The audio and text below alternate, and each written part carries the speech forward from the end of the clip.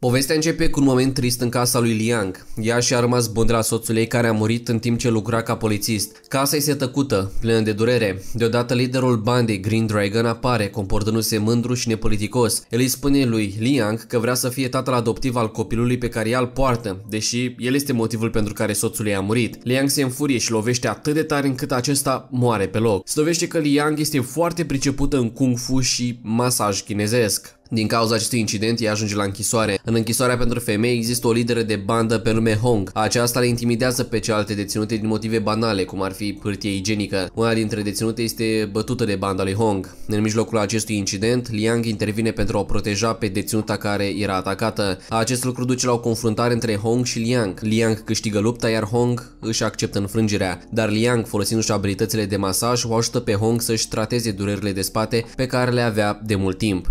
La scurt timp după aceea, lucrurile devin tensionate din nou, deoarece lui Liang îi se rupe apa, semn că urmează să nască. Hong, fiind recunoscătoare pentru ajutorul lui Liang, o duce în grabă la camera medicală a închisorii. În acest moment stresant, dar plin de speranță, Liang naște un băiat. Acest eveniment îi unește pe toți, transformându-i pe dușmani în prieteni într-un scurt moment de bunătate și umanitate între zidurile închisorii. 30 de ani mai târziu, într-o vilă luxoasă, Gui, un masior talentat, îi face un masaj unui șef mafiot pe nume Chong. Gui a învățat multe tehnici de masaj și încearcă să-l ajute pe Chong să se relaxeze, dar brusc o bandă rivală îi atacă pe Chong și oamenii lui. Imediat după aceea, Gui încearcă să plece, dar este prins în mijlocul luptei. Fără altă opțiune, Gui este nevoit să se apere. Folosindu-și abilitățile uimitoare de arte marțiale, Gui îi învinge pe toți atacatorii, demonstrând că nu este doar un simplu masior. După luptă, Chong este impresionat și îl invită pe Gui să-i viziteze casa a doua zi ca semn de mulțumire. A doua zi, Gui ajunge la casa lui Chong și o găsește plină de oameni care se bucură împreună de o masă. Atmosfera este caldă și plăcută, iar Gui se simte respectat și apreciat de toată lumea. Acest moment este special pentru el, deoarece simte că îi sunt recunoscute abilitățile. În mijlocul sărbătorii, Chong îl cheamă pe Gui și îi dă o nouă misiune. Această sarcină este un semnal încrederii lui Chong în abilitățile și loialitatea lui Gui. Nu este doar o provocare, ci și o oportunitate pentru Gui de a avansa și de a juca un rol mai important în grupul lui Chong. În acea noapte, Gui și câțiva dintre oamenii săi merg într-o alee întunecată pentru a îndeplini misiunea dată de Chong. Când ajung acolo, sunt confruntați de un alt gangster periculos. Tensiunile cresc rapid, iar lupta este pe care să înceapă. Atunci Gui decide să rezolve problema printr-un duel. El și celălalt bărbat aleg o cabină telefonică publică ca loc al luptei. Fără să piardă timp, încep să se lupte. În cele din urmă, Gui câștigă. Datorită victoriei sale, cele două grupuri care erau cândva dușmani se unesc sub conducerea lui Gui. Pentru a celebra această nouă unitate, toți fac o fotografie împreună cu Chong și ceilalți membri ai bandei, marcând noul lor statut și puterea lor. În acea noapte, Gui merge la un club de noapte pentru a continua sărbătoarea. Deși se distra, Gui nu se ferea de probleme. Uneori trebuia să se lupte cu cei care încercau să provoace necazuri, dar în mijlocul petrecerii, cineva s-a strecurat pe lângă Gui și a aruncat o substanță chimică în ochi. A doua zi, Gui s-a trezit într-un spital, iar prietenul său, Bin, i-a spus că doctorul a spus că Gui va rămâne orb pentru totdeauna. Auzind aceasta, Gui s-a simțit neajutorat, dar știa că nu poate face nimic. O lună mai târziu, Gui a participat la o întâlnire la casa lui Chong. În timpul întâlnirii, Gui a aflat vestea șocantă că persoana care l-a ucis pe șeful bandei Green Dragon a fost eliberată din închisoare. Această veste a tulburat liniștea pe care abia începuse să o recapete. S-a dezvăluit de asemenea că Chong este de fapt fiul biologic al șefului Green Dragon care fusese ucis. Între timp, Liang tocmai fusese eliberată din închisoare. Ea a mers să o viziteze pe Hong, care devenise acum masior profesionist după ce învățase de la Liang în timpul detenției lor. Hong i-a spus lui Liang că era în căutarea copilului ei, Xiao Lianfen. Acolo Liang a aflat că fiul ei fusese plasat într-un orfelinat. Un doctor de la orfelinat observase că Xiao Lianfen avea probleme de vedere pentru un copil. Liang și-a amintit acest lucru și a considerat că are sens, deoarece fiul ei se născuse în închisoare, unde nu era multă lumină naturală. La scurt timp după aceea, amintirea a dus-o pe Liang înapoi la momentul în care poliția a încercat să-l ducă pe Xiao Lianfen la un orfelinat. Liang s-a luptat din greu să-l păstreze, dar în cele din urmă a pierdut. Hong i-a împărtășit lui Liang mai multe despre viața lui Xiao Lianfen la orfelinat. I-a spus că băiatul era adesea batjocorit de ceilalți copii, deoarece nu avea mamă și nu primea o educație corespunzătoare. Chiar și așa, Xiao Lianfen avea un talent uimitor pentru luptă. A intrat de mai multe ori în probleme la școală din cauza implicării în bătăi. Auzind aceasta, Liang s-a simțit foarte vinovată pentru că nu a putut fi acolo ca mamă. Din păcate, deși Hong încercase să afle unde se află Xiao Lianfen, nu existau știri despre el. Poliția care se ocupa de caz i-a spus lui Hong să aibă răbdare și să aștepte orice actualizare. Mai târziu în acea noapte, în timp ce Hong închidea clinica ei de masaj, un grup de oameni a atacat-o brusc. În afara clinicii, Bin supraveghea cu atenție zona. Nu departe, Gui se ascundea, pregătit să pună în aplicare planul pe care îl pregătiseră. S-a dovedit că ei erau cei care o răpiseră pe Hong, urmând ordinele lui Chang ca parte a unei strategii mai ample. Între timp, oamenii lui Gui, care o capturase acuzaseră pe Hong o băteau în timp ce era prins într-un sac. Sunetele loviturilor și țipetele ei făceau situația și mai înfricoșătoare.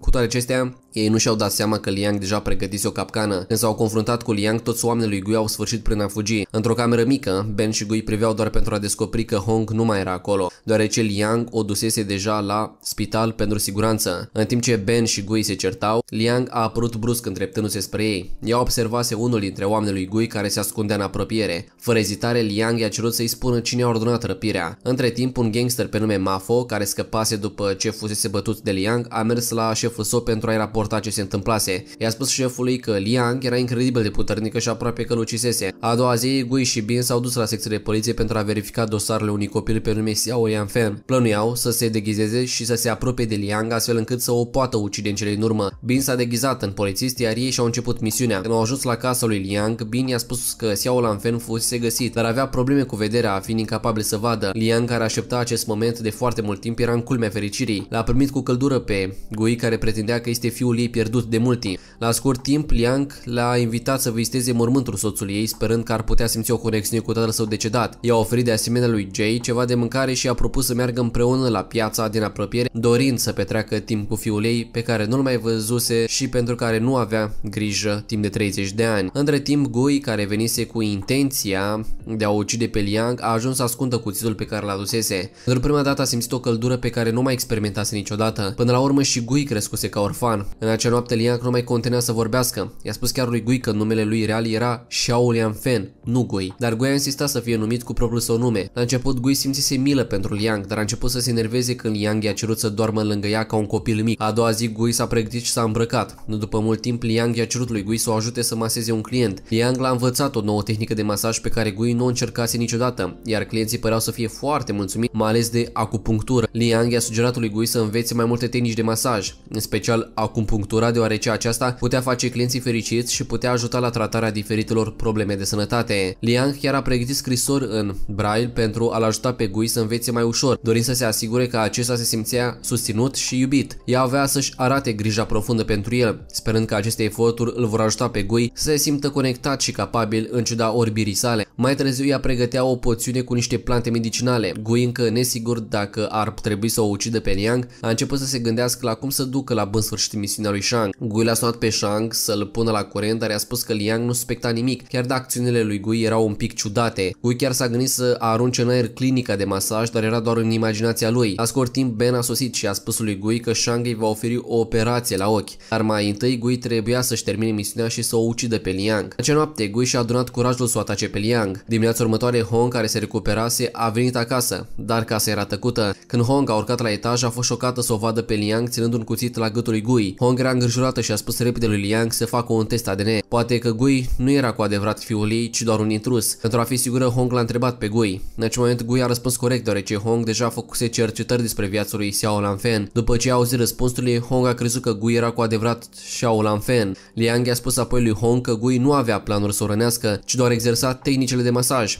Pentru a demonstra acest lucru, Liang i-a cerut lui Gui să arate ce învățase, dar în loc să-și arate abilitățile de masaj, au ajuns să aibă un duel. După luptă, Hong s-a apropiat și a ras părul lui Gui cu grijă. Hong, care avusese grijă de Gui în închisoare, îi ducea dorul foarte mult, deoarece îl vedea ca pe propriul ei nepot. După acest incident, Gui a fost oficial acceptat ca parte din familia lui Liang și a început să lucreze la clinica ei de masaj. Într-o zi, Liang s-a îmbolnăvit de febră și a trebuit să se odihnească. Gui a văzut aceasta ca pe o oportunitate de a o otrăvi. A amestecat arsenic în cele fierbinte, dar când i l-a dat lui Liang, a fost șocat să vadă că nu i s-a întâmplat nimic. În același timp, Liang i-a înmânat lui Gui economiile ei și certificatul casei. Lacrimi în ochi, a mărturisit că nu putea rămâne cu el pentru totdeauna, deoarece fusese diagnosticată cu Alzheimer. Voia să se asigure că Gui avea tot ce era necesar dacă îi se întâmpla ceva și nu-i păsa cum va folosi banii sau casa. Auzind acestea, Gui s-a simțit profund emoționat și nevrednic de o asemenea bunătate, ceea ce a făcut-o pe Leung să plângă și mai tare. Mai târziu, în acea după-amiază, Gui era cu el la un magazin. Acolo, Gui a observat că unul dintre lucrători era Mafo, fostul său partener din bandă.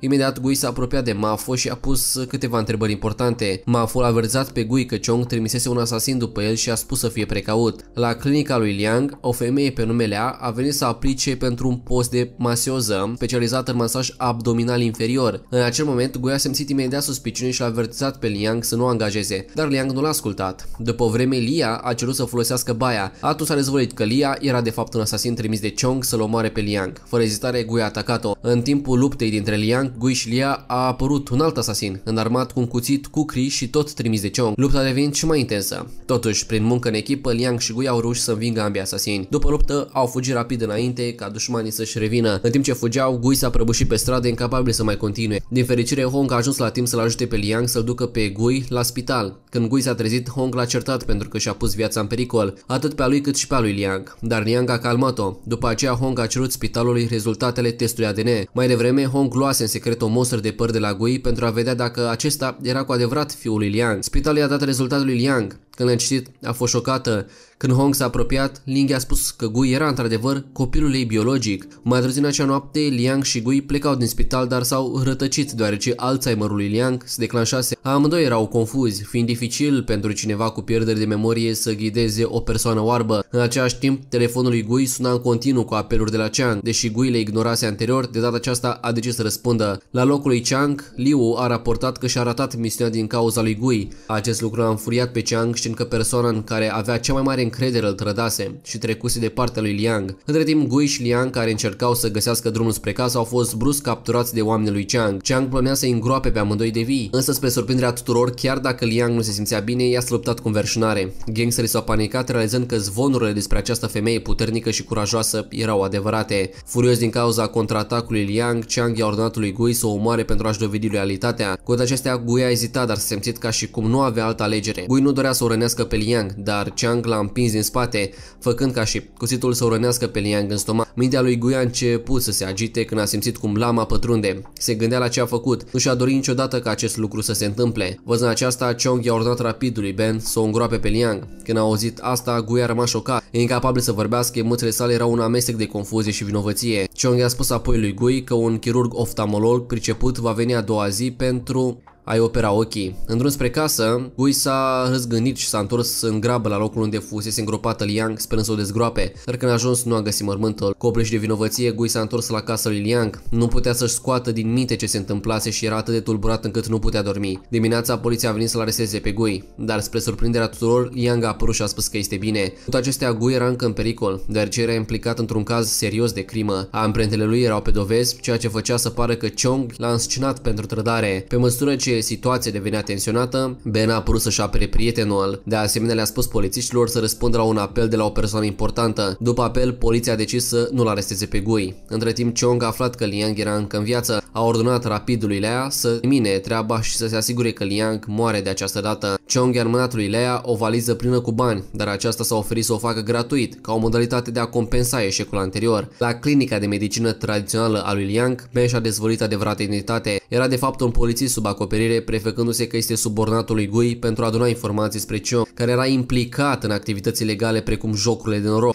La scurt timp, Ben a explicat că oprise în secret mai multe tentative de a ucide pe Liang, toate inițial planificate de Gui. Ben a mai recunoscut că el era cel care dezgropase mormântul și o salvase pe Liang, motiv pentru care încă era în viață. Pe de altă parte, Ben îi spune lui Gui că el este copilul biologic al lui Liang și arată rezultatele testului ADN. Cu toate acestea, rezultatele arată contrariul, lăsându-l pe Gui confuz și frustrat. Deoarece Gui nu poate vedea, Ben încearcă să-l convingă să coopereze, reamintindu-i că situația devine din ce în ce mai periculoasă. Ben îi spune de asemenea că Mafu a murit pentru că fusese prins colaborând cu poliția, adăugând și mai mult stresul lui Gui, care s-a luptat să creadă tot ce i-a spus. Ben explică apoi adevăratul motiv pentru care Liang a fost închis acum 28 de ani. Totul a început când familia lui Cheng i-a ucis soțul. În replică, Liang l-a atacat pe tatăl lui Cheng cu un singur șut puternic, ceea ce a dus la trimiterea ei în închisoare. După ce a auzit întreaga poveste, Gui a dat lui Liang niște bani ca despăgubire pentru minciuni, apoi a plecat. În acea noapte, Gui s-a dus la locul lui Chang după ce a fost chemat să-i facă un masaj. În timp ce îl masa pe Chong, Gui a folosit în secret una dintre tehnicile lui Liang pentru a le rupe oasele. Chong și-a dat seama imediat ce se întâmplă și le-a ordonat oamenilor săi să-l atace pe Gui. Între timp, Liang se afla la secția de poliție împreună cu Ben. Ea a auzit în greșeală cum Ben vorbea cu un prieten spunând că Chong era probabil la sediul său și că Gui era și el acolo. La scurt timp după aceea, poliția a dus-o pe Liang într-un loc mai sigur. Totuși, pe drum boala lui Liang s-a agravat brusc și și-a amintit momentul teribil din trecut când poliția a încercat să ia copilul. Cu opleșit de acele amintiri dureroase, Liang a atacat instinctiv ofițerii de poliție și a încercat să fugă. A doua zi, la locul lui Chang, un doctor i-a reparat cu succes coloana vertebrală lui Chang, care fusese rănită de Gui. În același timp, oamenii lui Chang l-au capturat pe Gui și se pregăteau să-l execute punându-l într-o pungă de plastic și scoțând aerul din ea. Chiar atunci, Chang a primit un telefon de la Liang. Aceasta i-a cerut lui Chang să-i înapoieze fiul, spunând că nu-i pasă dacă Gui era fiul ei biologic sau nu, pentru că deja îl vedea ca pe propriul său copil. În acel moment, Chang a fost șocat să descopere că Liang a ajunsese la locul său și îi învinsese gărzile. Înarmată cu o armă mare, Liang era pregătită să lupte cu asasinul lui Chang. După o luptă intensă, Liang l-a găsit pe Gui prins în punga de plastic și l-a eliberat rapid. Chiar a folosit o tehnică de acupunctură pentru a-l ajuta să-și revină. Din păcate, chiar și când Gui și-a recăpătat cunoștința, gangsterii s-au întors și i-au atacat din nou. În mijlocul luptei, Liang a fost lovită de un spray chimic care a orbit-o temporar, dar deși nu putea vedea, a reușit să se ridice și să continue să lupte. Amintindu-și de copilul adevărat, Liang a făcut echipă cu Gui și împreună au luptat înverșunat. În cele din urmă au câștigat lupta. După ce i-a învins pe asasin, Gui i-a spus lui Liang că Chong era diferit de tatăl său, pentru că Chong știa doar să folosească o armă. El i-a dezvăluit de asemenea că Xiao, copilul pe care Liang îl căutase, murise din păcate după ce fusese luat din închisoare. Auzind asta, Liang, cu inima frântă și plină de furie, a decis să-și ia arma și să-l termine pe Chong, învinovățind familia acesteia pentru distrugerea vieții sale. În acel moment, Liang era pe cale să-l omoare pe Chong, dar Gui a oprit-o la timp. El a convins-o să nu devină o criminală, astfel încât să nu ajungă din nou în închisoare. Liang a fost de acord să-l asculte, dar chiar când a decis să-l cruțe pe Chong,